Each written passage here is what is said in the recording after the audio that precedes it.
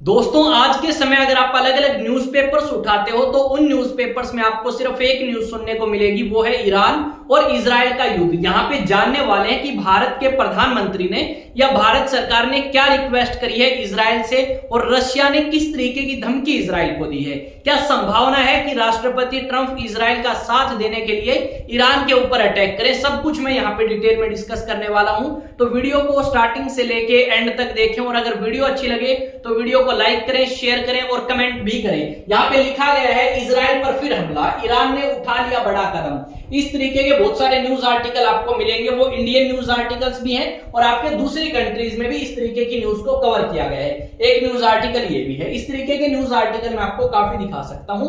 अब बात करते हैं इसी मुद्दे के ऊपर। जैसा कि आप सभी को पता है, इजराइल ने आपका एक युद्ध स्टार्ट किया था किसके साथ? हमास आतंकवादी संगठन के साथ, और उस हमास आतंकवादी संगठन को ईरान ने समर्थन किया था।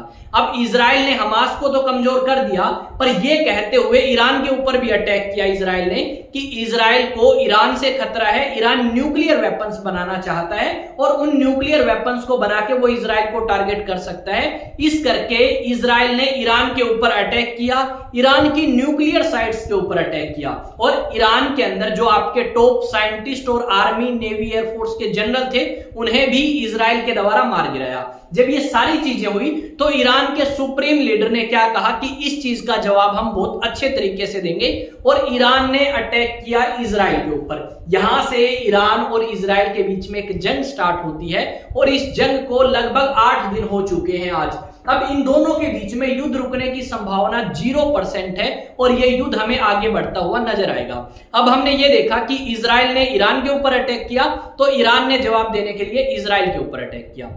इजराइल के अंदर एक माइक्रोसॉफ्ट की बिल्डिंग थी, उसको टारगेट किया गया। वहां पे एक साइंटिफिक रिसर्च लेबोरेटरी थी, उसके ऊपर अटैक किया गया ईरान के द्वारा और वहां पे जो रिसर्च वर्क था वो काफी ज्यादा पीछे जा चुका है। यानी दोनों कंट्री को नुकसान तो होगा, इजराइल को भी नुकसान होगा और ईरान को भी। एक को ज्यादा हो सकता है, दूसरे को कम हो सकता है। यहां पे इजराइल ने कहा कि अभी जो हम मिसाइल यूज कर रहे हैं ना, वो तो बहुत नकली किस्म की मिसाइल है, असली मिसाइल तो हमने यूज नहीं करी। एक बार ईरान की देख लेते हैं कितनी हिम्मत है, उसके बाद हम हमारी असली मिसाइल निकालेंगे और फिर टारगेट करेंगे ईरान को। यहां पे अगर आप बात करें, यानी इजराइल अटैक कर सकता है जवाब देने के लिए ईरान के ऊपर। तो यहां पे रशिया के राष्ट्रपति पुतिन ने कहा कि अगर इजराइल अटैक करता है तो ईरान के अंदर एक न्यूक्लियर पावर प्लांट जो है वो रशिया बना रहा है फिलहाल, जो अंडर कंस्ट्रक्शन है, तो उसको अटैक ना करें। अगर उसको अटैक किया जाता है तो पूरे के पूरे क्षेत्र में काफी ज्यादा नुकसान हो सकता है, रेडिएशन फैल सकती है। यह बात राष्ट्रपति ट्रंप ने कही। साथ में अगर आप बात करें तो हमें यह सुनने को मिलेगा भारत की तरफ से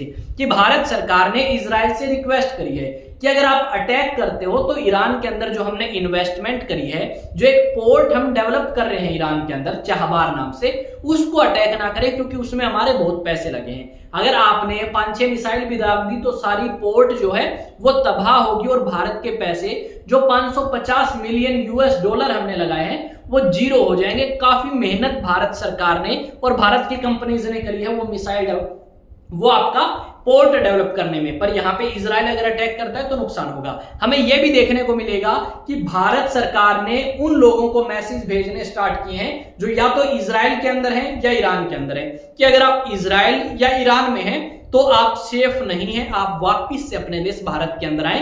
और यहां पे हमने ये देखा कि बहुत सारे लोग ईरान के अंदर भी मारे गए और बहुत सारे लोग इजराइल के अंदर भी मारे गए।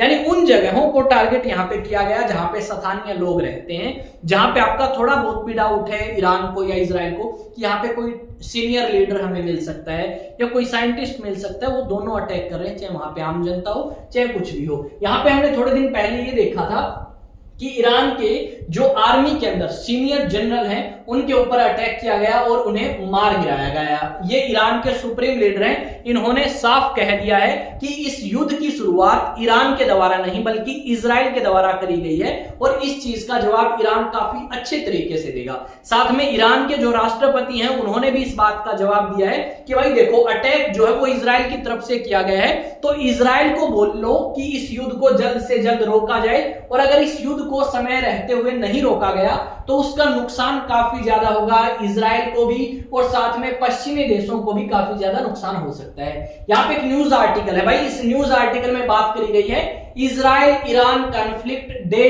8 live, Iranian missiles target Israel state TV broadcast strike footage, यानी इस तरीके की फुटेज आपके सामने आई है।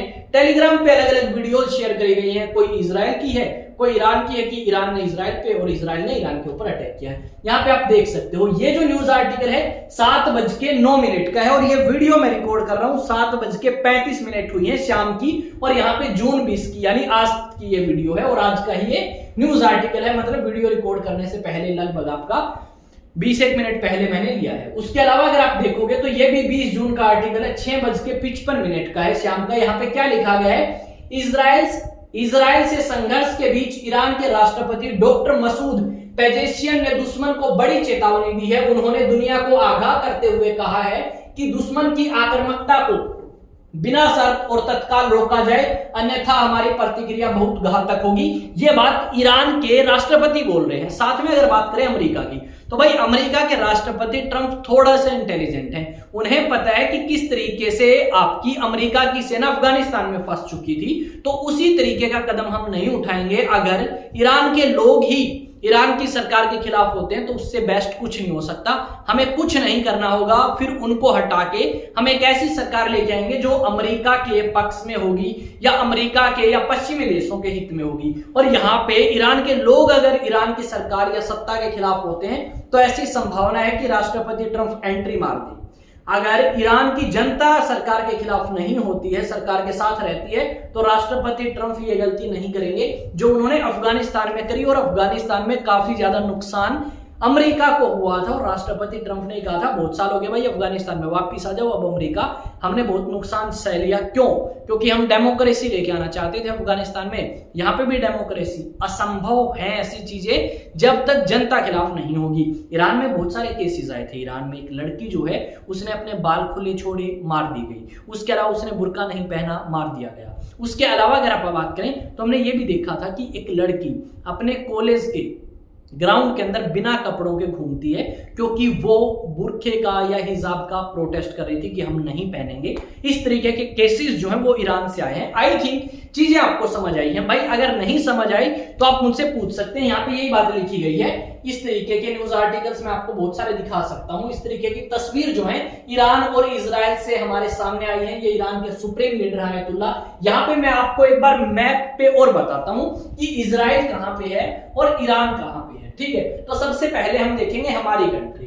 तो भाई ये है हमारी कंट्री इंडिया, ठीक है। एक सेकंड, थोड़ा सा कलर चेंज करते हैं।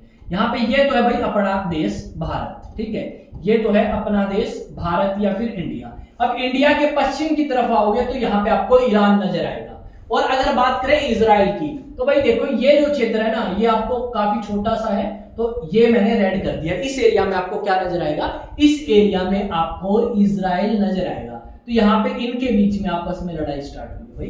बिल्कुल भी नजदीक नहीं है, दूर है आपकी दोनों कंट्रीज। आई थिंक आपको पता लग गया होगा ईरान कहाँ पे है और इजराइल कहाँ पे है। मिलेंगे एक नई वीडियो में। जय हिंद, जय भारत, और चैनल को सब्सक्राइब कर लो।